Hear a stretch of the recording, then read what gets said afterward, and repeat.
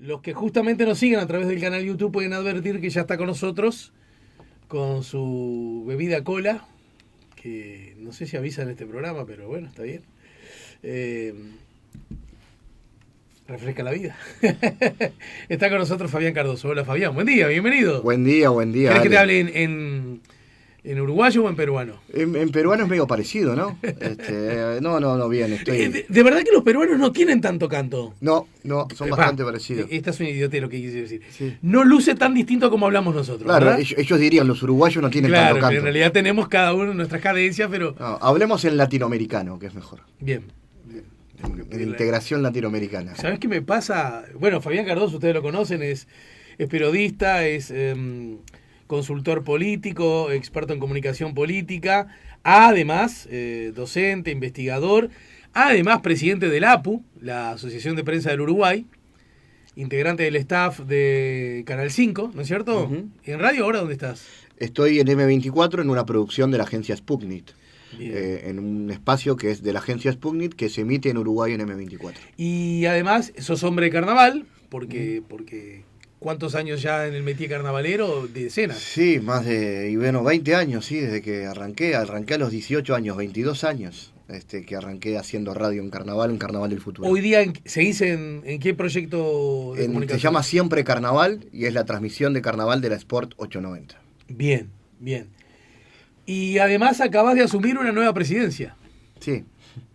No me la esperaba para nada y es cierto. Mirá que no Bueno, es falsa pará, arranquemos modestia. del comienzo. Estaba justamente en Perú, de ahí Sí. el comentario, porque allí se llevó a cabo un congreso.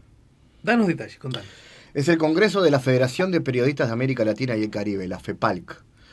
Esa entidad para los futboleros es como la Conmebol de los periodistas, que también tenemos nuestra FIFA desde el punto de vista gremial, ¿no?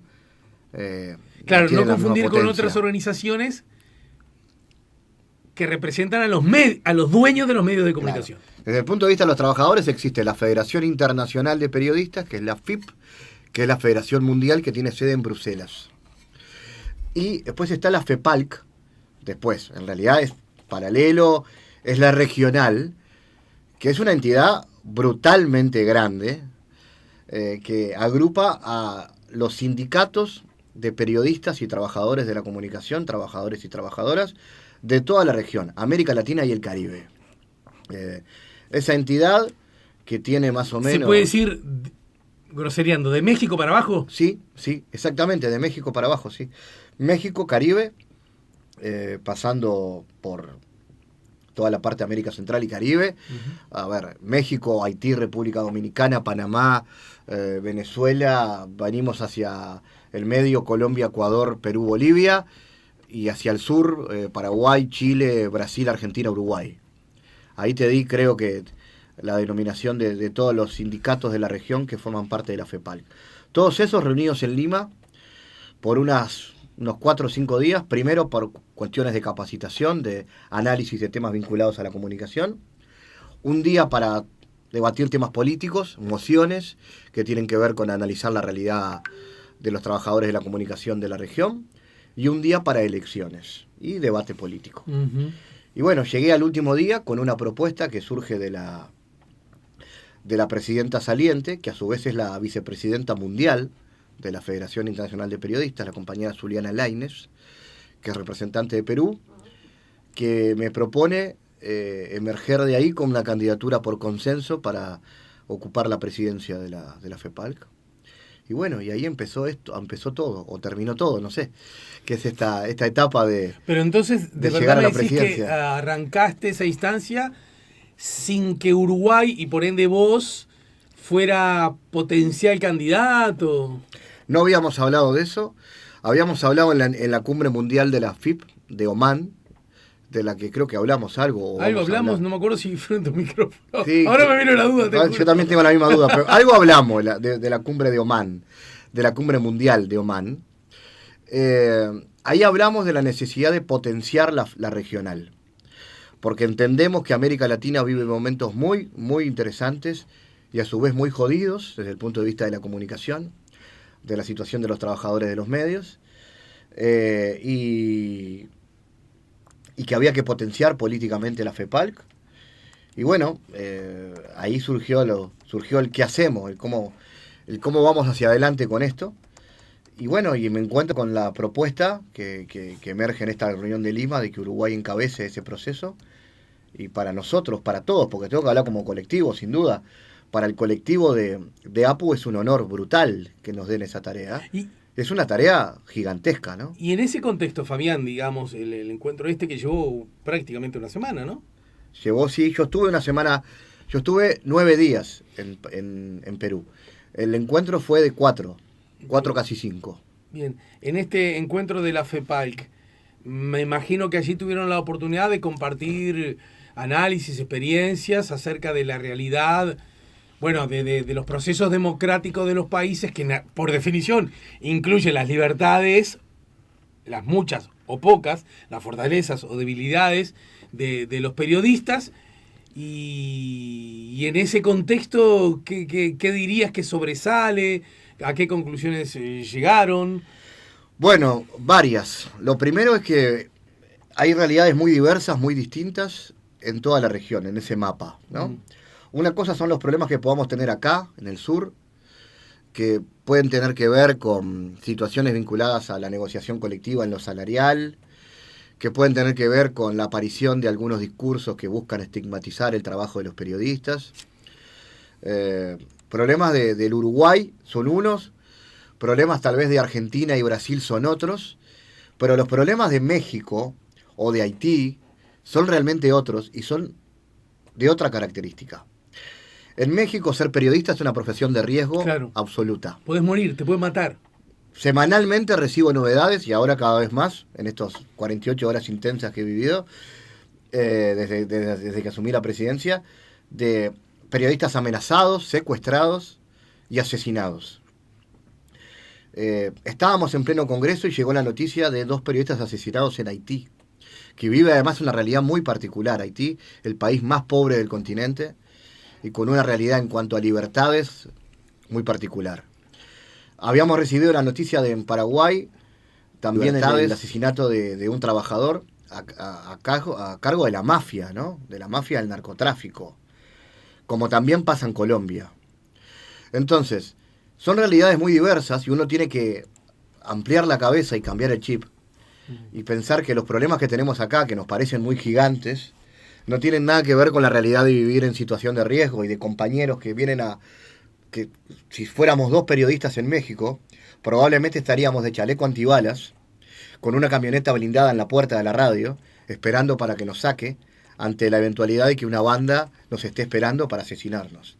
Esa es la realidad de muchos colegas de México. Y en ese sentido, ya que metiste el pie en la baldosa a México, lo grosereo, ¿no?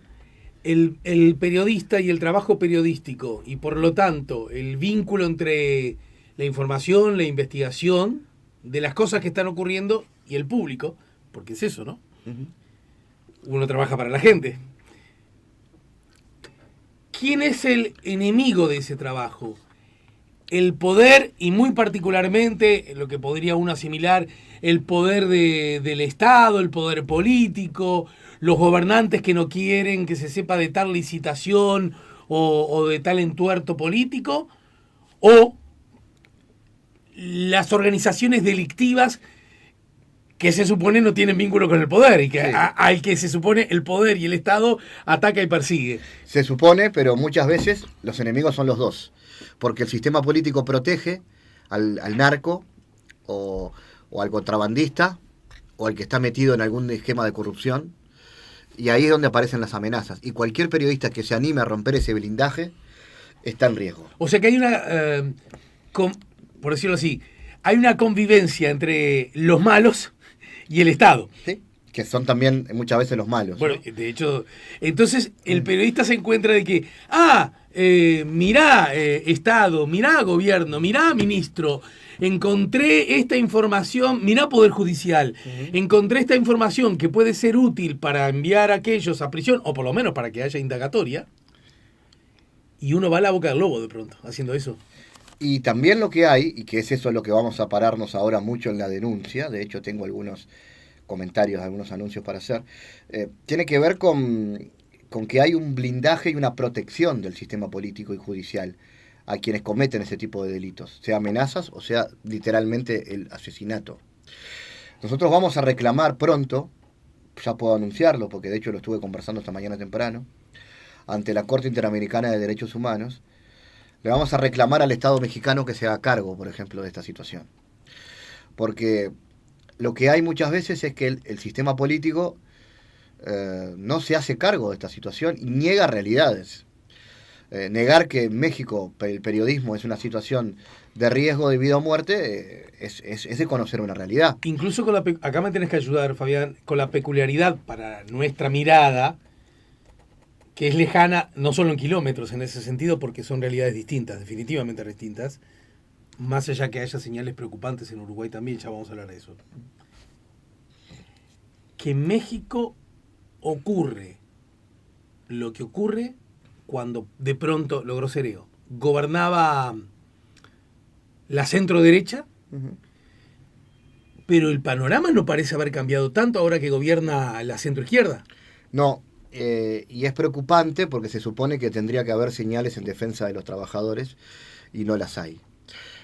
Nosotros vamos a reclamarle al gobierno de Andrés Manuel López Obrador que se haga cargo de esta situación y que no lo ningunee y que además también cesen las hostilidades. Pero cuando decís eso, ¿es porque hay cierto ninguneo, hay cierto desconocimiento o minimización del hecho? Hay minimización del hecho y en el caso de algunas gestiones de gobierno hay también discursos estigmatizantes que a veces comprometen aún más la situación de los periodistas, ¿no? Y en ese sentido es necesario, lo han planteado los compañeros del sindicato mexicano, que te imaginas que es un sindicato fuerte, porque obviamente México es un país fuerte, como también pasa en Paraguay y como también pasa en Colombia, no hay que olvidar. En Colombia lo que tenemos ahora es una expectativa, una señal de esperanza, en el sentido de que el nuevo gobierno de Gustavo Petro cambie una realidad que era muy difícil de cambiar con los gobiernos anteriores de derecha y de ultraderecha en Colombia, que muchas veces eran cómplices de algunas de estas realidades, ¿no? Vamos a plantearle a la Corte Interamericana de Derechos Humanos una necesidad de que se traten estos temas a nivel de la Corte y que existan responsabilidades de los estados también. Porque un estado que niega una realidad es un estado cómplice. Entonces vamos a trabajar mucho sobre esto y bueno, va a ser una de las obligaciones. De hecho, la Corte Interamericana se reúne la segunda semana de octubre en Uruguay. Tenemos además la ventaja, que no es menor para nosotros y para mí en este caso, de que el presidente es uruguayo y es alguien muy comprometido con el tema de la libertad de expresión, que es el doctor Ricardo Pérez Manrique. Ex integrante de la Suprema Corte, ¿no? Exacto, con el que ya hablé en estas horas. Ricardo es alguien que ha estado muy cercano al trabajo de APU también, cuando hicimos el pacto ético y cuando trabajamos el tema de la desinformación. De cara a las últimas elecciones, ¿verdad? Exacto. Y bueno, nos van a recibir a una delegación de FEPAL la primera semana de octubre y vamos a plantear el tema en la reunión de la Corte Interamericana. Esto ya es un anuncio que hago porque es una prioridad. Hablar de la seguridad de los periodistas en América Latina es una prioridad y lo vamos a poner en la agenda inmediatamente. Bien. En ese contexto, bueno, ¿y tu presidencia hasta cuándo se extiende? Son 2 años, que pueden llegar a ser 2 años y algún tiempo más. Tenemos reuniones anuales que vamos a intentar que sea más de una vez al año, cumbres latinoamericanas de la Federación de Periodistas y bueno, y habrá elecciones en 2 años, 2 años y medio aproximadamente. Pero bueno, recién llevo 2 días. Sí. Esto recién empieza de verdad. Bueno, no te cambio de tema, te cambio de escenario porque, bueno, me gustaría que habláramos de este objetivo que persigue la APU, el Sindicato de los Periodistas del Uruguay, a propósito de generar herramientas para combatir, minimizar, disuadir las campañas de los discursos del odio, ¿verdad? Yo no sé si nos vimos ahí en una charla, ya la he citado muchas veces acá en La Mañana Camino. Hace poco estuvo, lo conoces bien, Mario Riorda, ¿no es cierto? Sí, claro. Estuvimos juntos, sí, claro. en la Facultad de Ciencias Sociales. Sí, perdóname, Fabi, y con el amigo Víctor Tarico, Víctor Tarico. Víctor, además, nuestro querido amigo, que fue podemos decirlo, ¿no? Profesor nuestro, Sí, claro. en una diplomatura de comunicación política en la UBA y un experto en comunicación política. En ese contexto, bueno, vos recordás perfectamente esa charla, una charla en la que existieron los principales nombres, por ejemplo, de las empresas encuestadoras en nuestro país, ¿verdad? Estaba Equipos, estaba Factum, estaba Opción, hacía Abuelo haciendo memoria, había personas del sistema político, había personas de la academia, había personas del Departamento de Ciencia Política, de la Facultad de Ciencias Sociales, de la Facultad, de la FIC, ¿no es cierto? Y seguramente muchas otras que se me están escapando. Pero Rigorda, en particular, hizo hincapié en una mirada que él llamó escéptica y dijo literal, lo cito literal, y digo escéptica para no decir pesimista, acerca del modo, de las características que está empezando a asumir, a aceptar, a desarrollar y a profundizar la comunicación política con la gente, y que incluía la identificación yo no soy aquel, ¿verdad? Algo así como una identidad que se fortalece en la alteridad, y eso inevitablemente deja la puerta ya no entornada, abierta de par en par, para que la lógica del odio, del insulto, del desencuentro, sea la que habita y campee, ¿no? Pero hay como una especie de legitimización que es por ahí, ¿no? Entonces, ¿dónde nos paramos las sociedades en general? ¿Dónde nos paramos los uruguayos en particular? El público muy particularmente, y en este caso los periodistas. ¿Qué rol cuando parece que el viento viene en contra y tan fuerte? Tenemos una responsabilidad brutal, igual que con la desinformación, de no amplificar esos discursos. Porque los discursos de odio muchas veces que empiezan con un intercambio de desacuerdo en una red social, pero que luego lleva a que se potencie. Entonces yo discrepo contigo y entonces se suma uno a apoyarme a mí y se suma otro a apoyar al otro, y empezamos con la descalificación y terminamos en odio puro. Terminamos en perder el control de la discusión. Empiezan las redes sociales y se escapan de la burbuja de los 280 caracteres del Twitter a nuestra convivencia diaria. Y si además los medios de comunicación, en vez de apagar ese fuego, lo amplifican, lo avivan, estamos en un problema, y ahí hay una responsabilidad brutal de los periodistas y de los medios de comunicación. Por eso estamos planteando nosotros desde APU un plan que tiene que ver con bajar la pelota de la confrontación, en ponernos otra vez, como lo logramos hacer con el tema de las fake news en el 2019, en el centro de la agenda como provocadores de un debate, y plantearle al sistema político alguna especie, puede ser de pacto o puede ser directamente de señal, que busque articular eso y plantear algún tipo de campaña en ese sentido.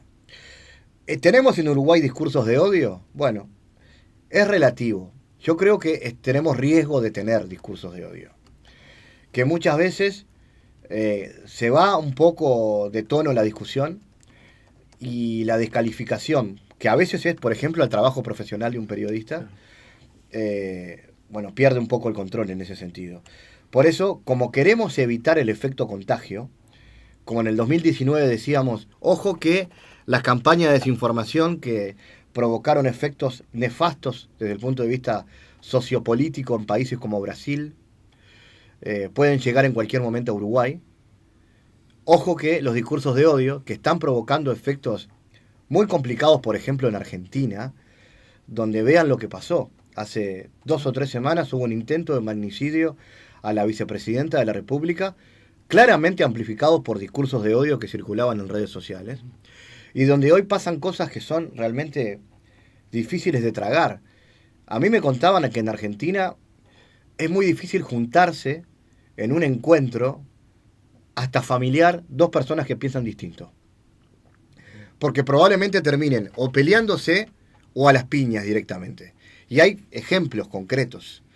Entonces, ¿queremos llegar a eso en Uruguay? A que la grieta, como alguna vez un periodista le puso ese nombre y lo dejó para siempre, ¿no?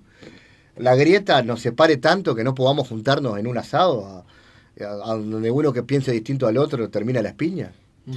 No es la idea, Y entendemos que los periodistas tenemos una responsabilidad importante en eso. Ahora, yo coincido que ni hablar el rol que tienen los medios, por un lado, los periodistas por otro, y juntos a la vez, porque uno necesita del otro y el otro del uno, ¿no es cierto? Sí, sí. No le demos bomba a esto, no agitemos, no. Pero acá hay dos lógicas, y mirá, se lo digo a alguien que también trabaja en la comunicación política, que a veces conspiran contra eso. Primero, el derecho puro y duro de decir, yo tengo que informarlo de las cosas que pasan, ¿no es cierto? Sí. Segundo, el interés económico de los medios de comunicación, que su negocio es hacer dinero, Sí. y que advierten, pasó y sigue pasando, solo que este fenómeno ya tiene décadas, con los policiales, que el morbo, el dolor, lo cada vez más explícito, no solo no ahuyenta al público a la hora de consumir, sino que al contrario lo aumenta. ¿Estamos de acuerdo? Estamos de acuerdo. Entonces, ¿cómo le decías vos a Canal Chiqui o a Canal Choco? Dejá de pasar 70 veces el asesinato, la muerte, el choque, la cabeza decapitada, porque primero, nadie necesita 70 veces ver algo para entenderlo, ¿no? Segundo, porque además nos daña a la larga y a la corta. Si es lo que te dice, ¿sabes lo que pasa? Que si yo no lo pongo, ven a la competencia que lo pone, Sí, claro. y ellos hacen plata y yo no hago plata. Y yo tengo la sensación, es más que una sensación, tengo la convicción de que el discurso del odio, que una ofensa de un senador, que invitar a pelear de un ministro, que hablar de que tal senadora es mugrienta, ¿no es cierto? Y no se lava las patas, que decir eso, y si lo dice el gobernante, termina siendo un buen producto comercial. Sí. Ahí lo que hay que hacer, lo que hay que hacer, no tengo la solución mágica. Lo que se propone hacer es alfabetizar, se llama desde el punto de vista comunicacional de la comunicación política. Es educar, es intentar hacer reflexionar a la sociedad de que la salida es mediante la educación, mediante el buen uso de las redes sociales, que son una herramienta divina, una herramienta de comunicación, de potenciar una idea, de vincularnos, de poder incluso aprender cosas que uno no podría, porque uno puede recorrer el mundo haciendo cursos, sino que lo puede hacer mediante las redes sociales, pero también son una herramienta peligrosísima al amplificar el odio. Entonces, la propuesta es primero reflexionar, el diagnóstico ¿estamos mal? Sí, estamos mal. ¿Estamos al riesgo de perder la batalla contra el odio? Estamos en riesgo de perderla. ¿Qué podemos hacer? Primero, debatir el tema, ver si estamos de acuerdo. Capaz que no estamos de acuerdo. Ahora, los políticos, ¿de verdad van a decir, no, mira, yo no estoy de acuerdo con bajar la pelota, quiero que se pudra todo? No los veo haciendo eso. Está bien, no te lo hago fácil, es verdad. Sí. Está bravo, si no, a mí déjame decir, sos un vago, sos un ignorante, sos un mugriento, sos un asesino, ¿no? Pero está bravo que alguien diga que lo reivindique. Sí, claro. Pero he notado que se usa a veces un atajo y es, bueno, está bien, pero decile, como dos hermanos frente a la madre. Decile al otro. Pero decile al otro que fue en realidad el que empezó, ¿no? Sí. ¿Cuándo empecé? Cuando me dijiste que yo era. No, pero yo te dije eso porque vos me dijiste y se armó el zafarrancho de nuevo. Hay un gran artículo que el otro día leí en Le Monde Diplomatique, la edición argentina, que se llama El odio es el otro. Claro. Y que habla de eso, que el odio es el otro. Siempre es el otro. Bueno, en línea a lo que decía el experto Riorda, ¿no? Claro. Entonces, en ese sentido, es complejo, pero era complejo también hablar de que le decían, pero ¿por qué te vas a meter con eso de la fake news? Dejá quieto, si la mentira se usó siempre en las campañas electorales. Ahora te van a decir que no. Y bueno, de alguna manera logramos el pacto ético en el 2019 y, ¿sabes qué? Yo no puedo decir si no hubo fake news. No hubo noticias falsas, no hubo desinformación en las elecciones. Pero que los políticos lo pensaron dos veces y te lo puedo asegurar. Porque nos hacían llegar ese mensaje de, como firmamos el pacto, está bravo, tirar una fruta, ¿no? No, o incluso, porque uno me lo va a cobrar, y claro, se lo cobraban, ¿eh? Y además ocurrió que cuando ese pacto fue relativamente roto, porque bueno, se mezcló con otro tipo de la campaña sucia que hubo, bueno, curiosamente hubo en la interna de un partido, ¿no? El Sí, Partido claro. Nacional, ¿va? Sí, se judicializó, ¿no? eso no hay cómo ocultarlo porque el tema llegó a fiscalía, además. En ese contexto, en todo caso, quien tiraba esa piedra quedaba un poquito en Orsay, ¿no? Claro. Después ya es más difícil comprobar si le resultó efectivo o no. Esas cosas ya son un poquito más difíciles de comprobar porque entramos con lo contrafáctico, ¿no? Entonces, pero déjame en este caso, para que tampoco hablar sobre bueyes perdidos, conocer la posición, más allá de que fue pública, de APU con relación al exabrupto error, todo mal del secretario de Presidencia cuando le dijo lo que le dijo a una periodista de TV Ciudad. Sí, Macarena Vico, periodista de TV Ciudad, del Informativo Central. Ese episodio que se dio en la Expo Prado fue lamentable. Un hecho que el propio Delgado reconoció que fue un error. También lo reconoció cuando un medio de comunicación lo llamó para preguntarle si lo consideraba un error. Eso también hay que contextualizar cómo viene la respuesta de Delgado. Vos decís que ante el hecho no es que él se comunicó públicamente. Desde el punto de vista de la comunicación política, en realidad el hecho se genera a partir de la consulta de un periodista y no de un intento de salida de una crisis en la cual estaba envuelto el secretario de la Presidencia clarísimamente al momento de esta situación. Ese exabrupto, lamentablemente, no es el primero que pasa con los colegas trabajadores de TV Ciudad. Y ahí se mezclan muchas situaciones. Claramente TV Ciudad es el medio, no tengo esto no es un análisis, es un dato absoluto, es el medio de la Intendencia de Montevideo, es el medio público dependiente de la Intendencia de Montevideo, como existe el medio público nacional dependiente del Ministerio de Educación y Cultura, que son Canal 5 y las radios públicas. Eso no significa que sea el instrumento político de Carolina Cose, ni del Frente Amplio, como algunos con ese intento de descalificación al trabajo profesional de los periodistas de ese medio intentan colocar en redes sociales. Lo que sí está pasando con TV Ciudad, y esto también es un hecho absolutamente verificable, es que está instalando en agenda algunos temas que no están, parece, con la misma magnitud en los otros medios de comunicación. Y que son temas que de alguna manera provocan algún impacto en el relato que el gobierno busca instalar. Ya en términos de análisis de comunicación de gobierno, la gestión de gobierno de la calle Pou, de la coalición multicolor, tiene un muy buen manejo del relato. ¿Qué quiero decir con el relato? Con dominar la agenda informativa, con dominar los temas de los que se habla en la agenda de los medios de comunicación. Cuando aparecen otros temas, otras noticias, como por ejemplo lo que pasó con a partir de la resolución del decreto que busca modificar la situación de las cajillas de cigarrillos y que involucra a la empresa Montepaz, TV Ciudad había informado de la reunión del asesor presidencial Nicolás Martinelli con representantes de la empresa. Y es eso lo que le pregunta a la periodista. Le pide una opinión al secretario de la Presidencia sobre esto. Y la reacción destemplada del secretario de la Presidencia, diciéndole, no me provoques al pedo, te mandan, es una reacción destemplada, producto del desequilibrio que le produjo al gobierno en su relato que un medio de comunicación coloque ese tema. Y bueno, ¿cómo se enfrenta a eso? Con periodismo. Y también con denuncia de la situación. El secretario de la Presidencia reaccionó con reflejos relativamente rápido a partir de la consulta de un medio, que ese no era la postura. Esa no es la salida, enfrentar y descalificar el trabajo de una periodista que simplemente hace su trabajo preguntándole sobre un hecho que estaba instalado en la agenda mediática del país. Pero bueno, anteriormente el presidente de la República había hecho un chiste no del todo entendible en la sede del Frente Amplio, ¿te acordás? Cuando dice, sí, por supuesto.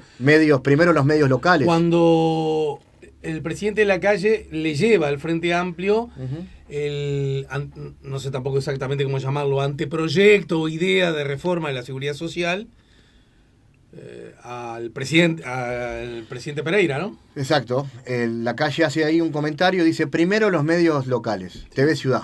Sí. ¿Cómo fue interpretado ese comentario? Bueno, subjetivamente, como todo comentario que no tiene una explicación. Alguno me quiso explicar que se trataba del medio local porque era el medio local de Montevideo. Pero entonces arrancaría siempre, excepto cuando va alguna inundación o a Florida el 25 de agosto, arrancaría siempre TV Ciudad. Esa es una explicación que intentó dar a alguien de...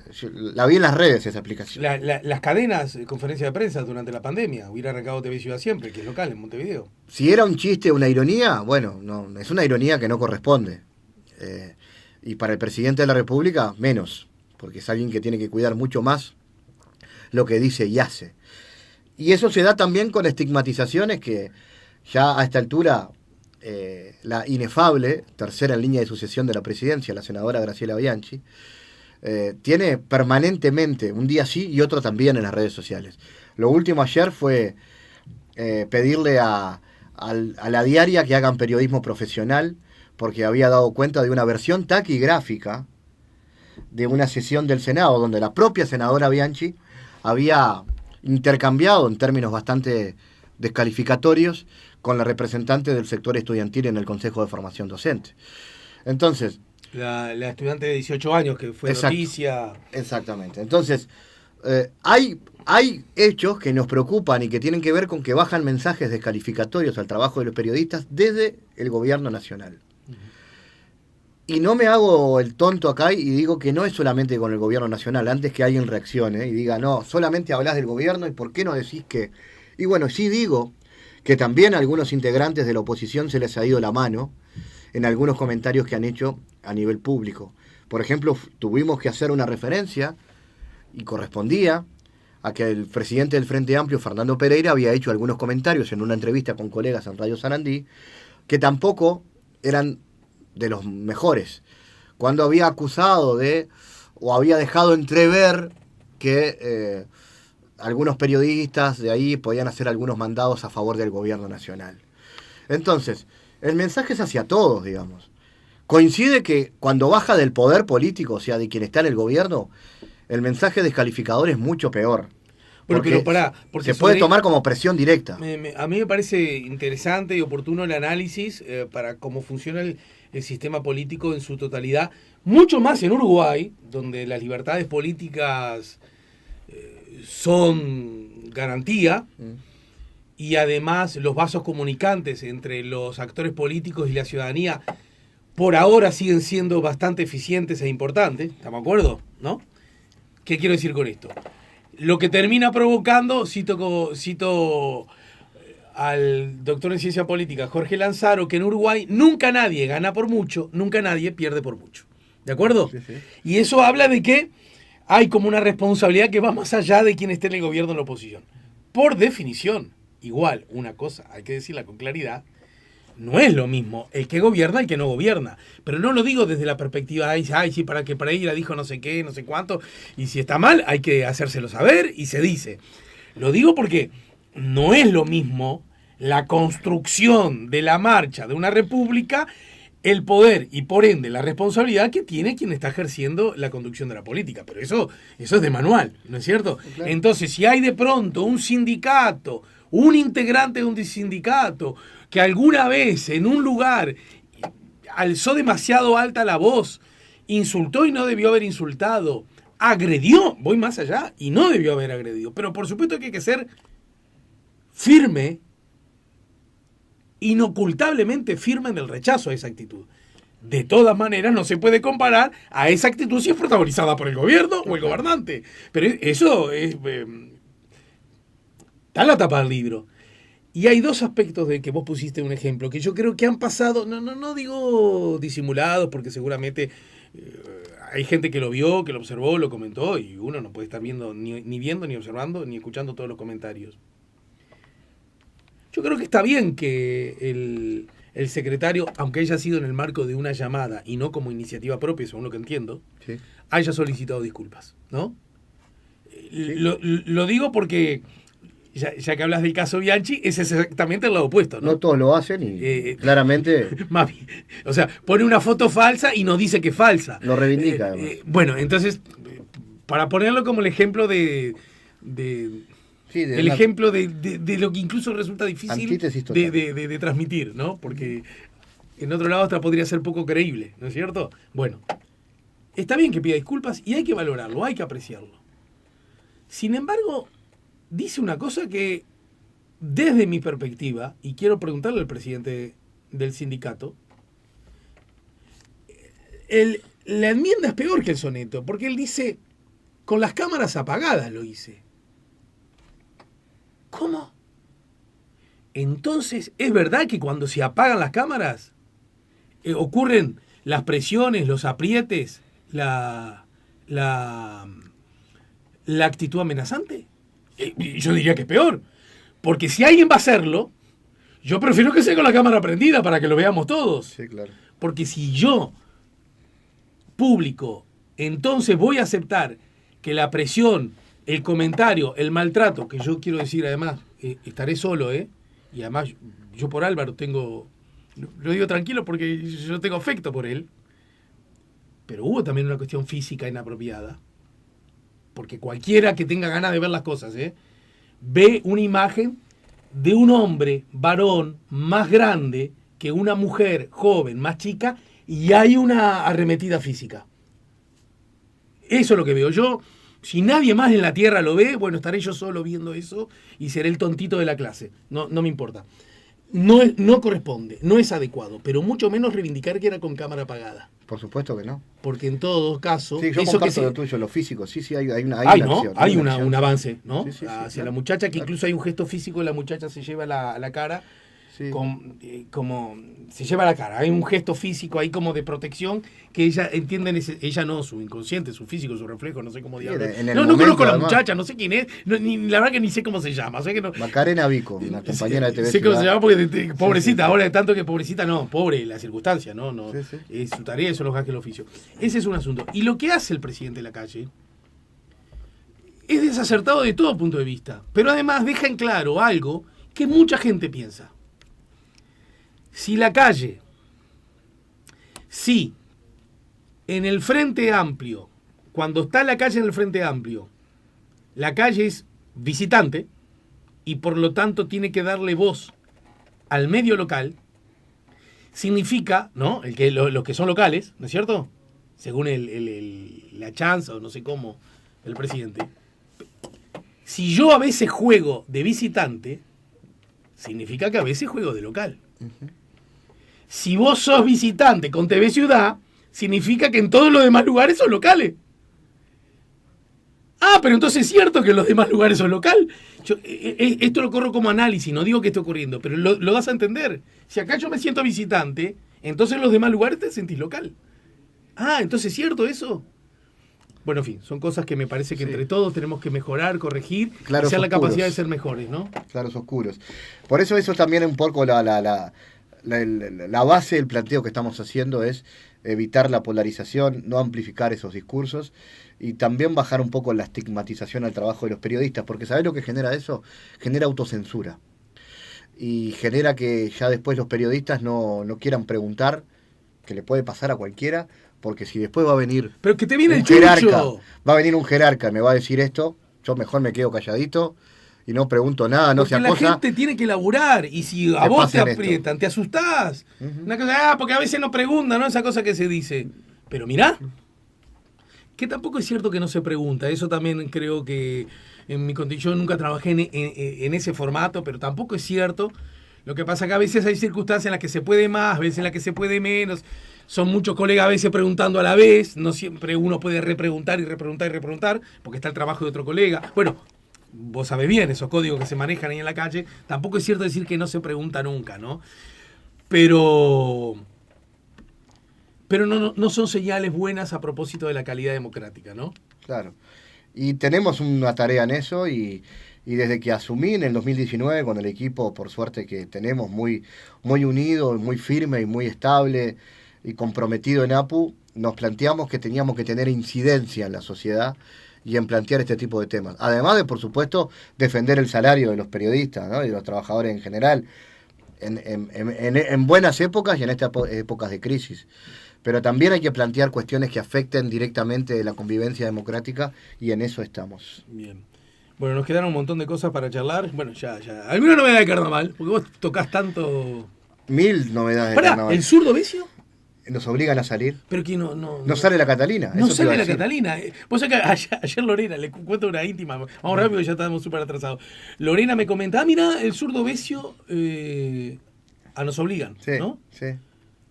Y mi razonamiento no fue, mirá, se fue de la Catalina, que podría ser, como Sí, ocurre tan... Mi razonamiento fue, ¿qué? ¿No sale Catalina? No sale Catalina. Confirmado que no sale Garate Catalina. Opa, ¿y por qué Están motivo? en una gira nacional ahora y no va a Sí, salir la pero ahora. Catalina. Eso es una novedad potente, ¿eh? Muy potente para O sea, el no carnaval. terminó el carnaval con esa idea, ¿no? De que Catalina no. Fue una decisión de ahora. Y bueno, hay muchas novedades, ¿no? El regreso de Pitufo Lombardo, por ejemplo. ¿En Y qué de murga? Marcel Querogliana a la Gran Muñeca. Ellos dos juntos, ¿no? Sí. O sea, sí. el regreso de además juntos. De esa dupla a la Gran Muñeca. Pinocho Rutín, que va a estar en Doña Bastarda. Pensando en Murga, ¿no? En hay Doña mucho. Bastarda, Pinocho no fue el Fue el puestista? sí, letrista y responsable de la puesta en escena. Mirá. Hay de todo, hay nuevas murgas que van a estar. Que estaba... Fue en el programa nuestro, por eso hago la Dale, nuestra propia. está muy bien, dale. Hago la difusión de la entrevista que fue en Siempre Pará, Carnaval. ubiquemos a la gente. Vele ayer, bueno, él es basquetbolista, Sí. hombre durante mucho tiempo vinculado a Tenfield. Creo que ya no. Creo que no. Bien. No directamente al menos. Y que integra a Expo porque es director de un conjunto de De los carnaval. muchachos, Parodista a los muchachos. Una entrevista, yo estaba de viaje, pero una entrevista con mis compañeros, con Guzmán Ramos, con Marcelo Fernández y con Fernando Tetes. Lamentablemente no pude llegar ese día, porque yo sabía que el Vela iba a decir alguna cuesta que iba a ocasionar el título que fue, hasta salió en los diarios. El Vela cuenta que este año tuvo la idea de sacar una murga de derecha, así lo dijo él. Sí. Quise sacar una murga de derecha y los murguistas se cagaron. Hizo una serie de propuestas a murguistas para conformar una murga con un contradiscurso al hegemónico en el carnaval. Claro, Con una mirada hegemónico. interesante, porque es una mirada comercial también. Claro. Vela, el Vela lo cuenta desde un lado comercial, dijo. Pero yo creo Hay derecho a escuchar otro discurso y es necesario escuchar otro discurso. Entonces, quiero venir por ese lado, voy a tirar la otra propuesta, a ver cómo me va. Claro. Y no consiguió murguistas. Lo que pasa es que ahí, sí, ahora me acordé de eso, que bueno, me encantaría conversar con él. Primero, y yo estoy deseando que eso ocurre, que alguien diga... ¿no? Que suba una murga y diga, cuidemos al Maya Oro, porque con su trabajo la generosidad se derramará. Porque no, y dale, y vamos arriba, ¿no? Y que alguien diga, qué sé yo. Y que cuestione el movimiento sindical y que cuestione sí, claro. que pegue duro a la izquierda. ¿Por qué no? ¿Por qué no? Sí, está bien lo que propone el o Vela. Que diga, qué sé yo. ¿Y qué es negocio? Es negocio. Violadores de derechos humanos con 60 años, ¿cómo van a estar presos? Demasiado viejitos están. Yo qué sé, que diga, que se haga todo esto. Ahora, no se puede enojar si alguien no lo quiere decir. ¿No? Pero yo veo que cuando arranca carnaval, mucha gente se indigna con lo que dicen los murguistas, ¿no? O algunos de los murguistas. ¿Estamos? Y yo digo, esa gente no conoce gente que afine, que le guste cantar, que escriba. Pero estaría buenísimo que, ¿no? Que salga a decir los que van a las ollas populares porque no tienen ganas de trabajar. Los que van a las ollas porque no tienen ganas de trabajar. A mí se me están ocurriendo. Pero no sé si habría un discurso tan radical. Bueno, le voy a decir al Vela que tiene letrista. No, lo que digo es que incluso desde el punto de vista comercial podría ser una sensación. ¿Quién no va a querer llevar a su tablado por lo menos una vez a ver qué cantan estos? Y a ver también cuál es la reacción de la gente, ¿no? Pero bueno, lo dijo así el Vela. Los murguistas se cagaron y ninguno agarró. Cierto, lo dijo. Y bueno, no, pero eso es lo súper interesante, Vela, lo que crea que no quieren decir eso por miedo. Habrá alguno, ¿no? Porque además yo soy de los que digo que creer que la gente de carnaval, la que hace carnaval, que se sube al escenario, vota al Frente Amplio, toda, es equivocado por definición. Hay más de uno que lo ha admitido públicamente y que incluso ha tenido diferencias por eso. Te puedo decir un nombre, ¿no? ¿Sí? Luis Alberto Carballo lo dijo, por ejemplo. Ah, bueno, sí, claro. ¿Pero cuándo lo dijo Luis Alberto? Luis Alberto lo dijo el año pasado en una entrevista con el Checho Bianchi, creo. Pero, sí, y después tuvo un... ¿Pero antes votaba otra cosa? No sé. ¿O lo dijo? Él asumió que había votado al gobierno sí. y eso le costó caro. Pero dijo que votó, digamos, al centro derecha, ahora que ganó la centro derecha, o antes lo decía. Por lo menos que recientemente lo había hecho. Y también dijo que faltaba, dijo algo parecido a lo que dijo el Vela, digamos, a que faltaba otro discurso en Carnaval. Y que había un discurso demasiado hegemónico en Carnaval vinculado a la izquierda. Sí. Y le costó carísimo. Hay que hacerlo. Le costó carísimo eso. Pero, y yo digo, hay que hacerlo, pero los que tienen ganas de que eso, tienen que hacerlo, tienen que escribirlo, tienen que llamar a los artistas dispuestos a decir que es inevitable que pierda salario porque nos vino la pandemia. Inevitable que pierda salario porque nos vino la pandemia. Entonces, porque nos vino la pandemia. Y ahí me vas metiendo, porque nos vino la pandemia, ¿no es cierto? Sí, sí. ¿Y vos qué hablás? ¿Qué quisiste cacerolear? En plena pandemia. En plena pandemia. Está bien, hay que hacerlo, pero hay que hacerlo. Te falta el título de la murga y ya estás. Derechos y humanos. Bueno, gracias, Fabián. Gracias. Dale, y felicitaciones repito, Fabián es el flamante presidente de la FEPALC, ¿no? FEPALC. Federación de Periodistas de América Latina y el Caribe. Gracias por el tiempo.